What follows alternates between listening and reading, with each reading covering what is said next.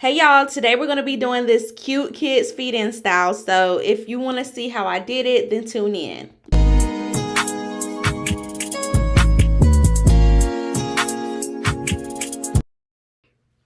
Okay, y'all, so my beautiful model today is my niece Kimora, and as y'all can see, Kimora has a little bit of breakage in the front of her hair due to some previous braids my sister had got done for her, and the person had the braids hanging in her face and my niece lifted them up. So we're going to show you how to camouflage those today. I use the 42-inch pre-stretched outre expressions, and when I'm doing a feed-in ponytail, I like to separate the hair into 4 sections. This just gives me better control, and what I like to do is put a circle in the middle, and in that circle I'm going to do a knotless braid. This just helps ease the hair from tension in that middle area.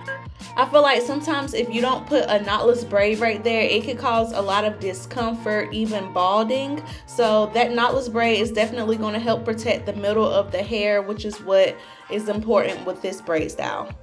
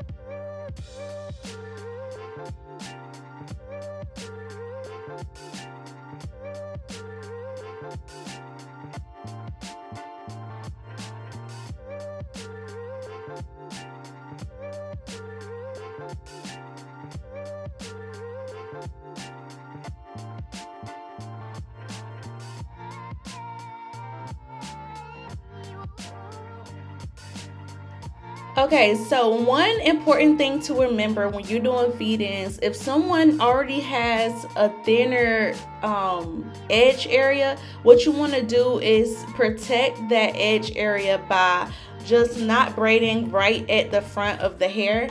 So what I like to do is just put a little bit of the edge control or braid gel on there, and I just smooth that part back. That way you won't have to grip that very front part of the hair, which is the most sensitive part, and then I just braid a little bit behind it. This just helps to allow that area to rest, and that area will actually be able to grow because you're not putting the tension on there. And when I'm doing my stitching, I like to use these little pinky rings that I got off of Amazon, which I will have linked in my Amazon storefront if you are interested in getting those. These are very, very, very handy for me when I'm doing stitch braids. Stitching has also become something that's easy for me. I just say, like, just continue to practice if stitching is something that you struggle with. Really, the key to stitching is just making sure you're just gripping one side at a time. And you're just doing this back and forth, and then I do like a knotless method at the ends so that each braid could be the same length. Now if you want to wait until the very end to add the hair in at the ends, that's fine, so that each braid can be even. But me, I just like to go ahead and braid them down. Sometimes I will wait until the very end to braid them down, but your girl was tired when I did this style, and y'all are gonna see later in the video. But like I said, if you want to wait until the very end to braid the ends down, that's totally fine too. But just remember, when you're working with like finer edges, don't braid right at the edge of the hair. Give it some space and just lay those edges down, and then braid a little bit behind it. Your client will thank you, your daughter will thank you, your niece or whoever's hair that you're doing will thank you for this.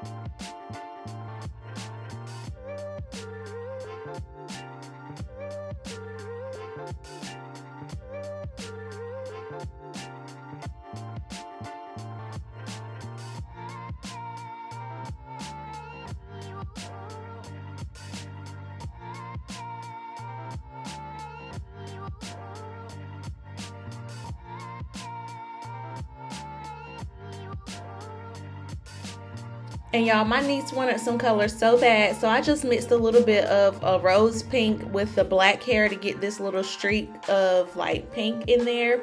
And I did this for about 3 braids just to give her a little bit of an accent with some pink in there, because I didn't want it to overpower, but just to give her that little bit of pop of color, I added a little bit of rose pink with black and just mixed those two together. So that's the color that you're seeing me put in now. It's the same 42-inch outre, and it's just rose pink.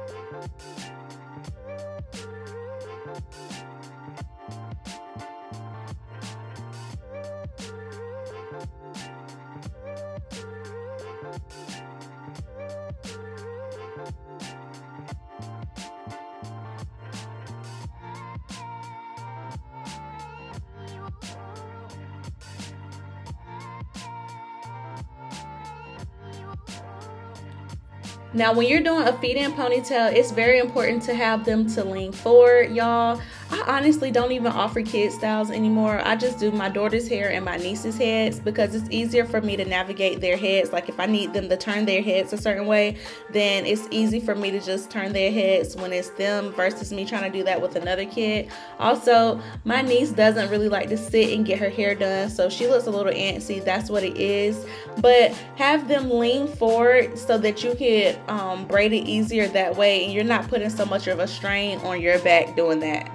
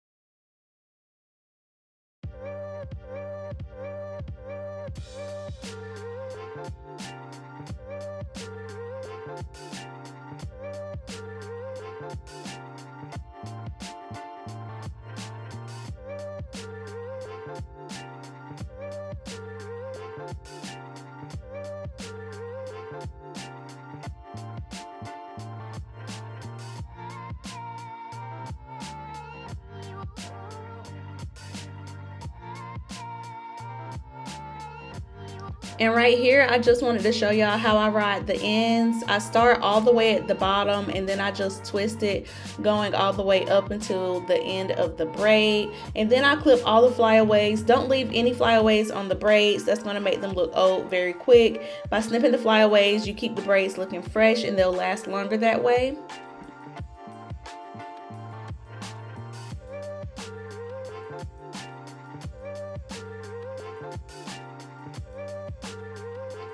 And right here, y'all, I just wanted to highlight how animated my niece is. I also didn't realize that my waist trainer was showing so bad, y'all. I was so tired by the time I finished this.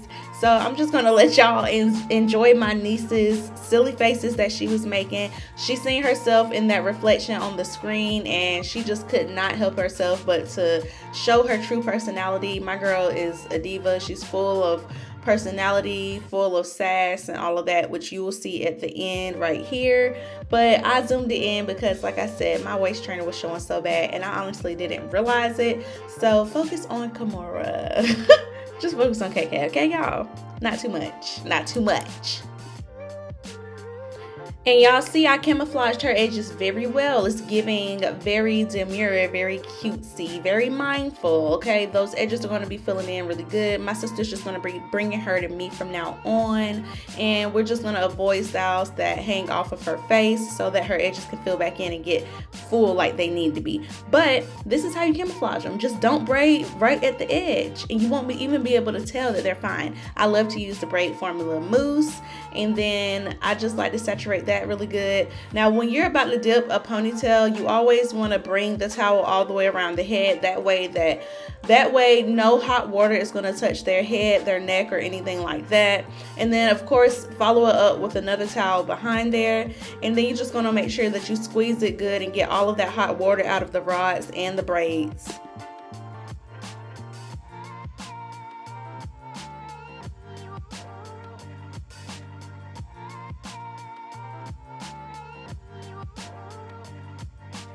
I don't like for the rubber band to show, so I took 2 of the braids from the back and I just wrapped it around to give it a cuter look to it. And then you just want to make sure you tuck these really nicely and they're going to stay in place. I also like to seal it with the blow dryer, which you'll see me doing, and that way it's not going to move, it's not going to go anywhere, it's going to be stuck in place.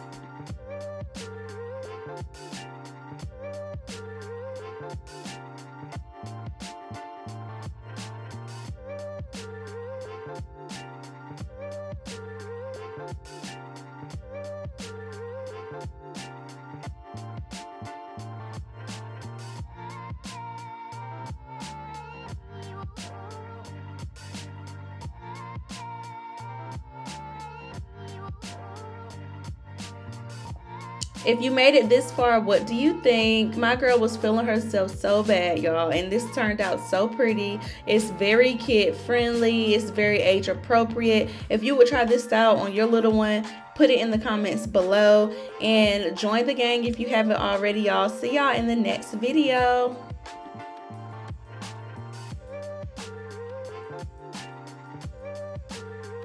Like damn, she in her mood. Like damn, she in her mood. Like damn, she in her mood. Like damn, she in her mood. She lit, get money too.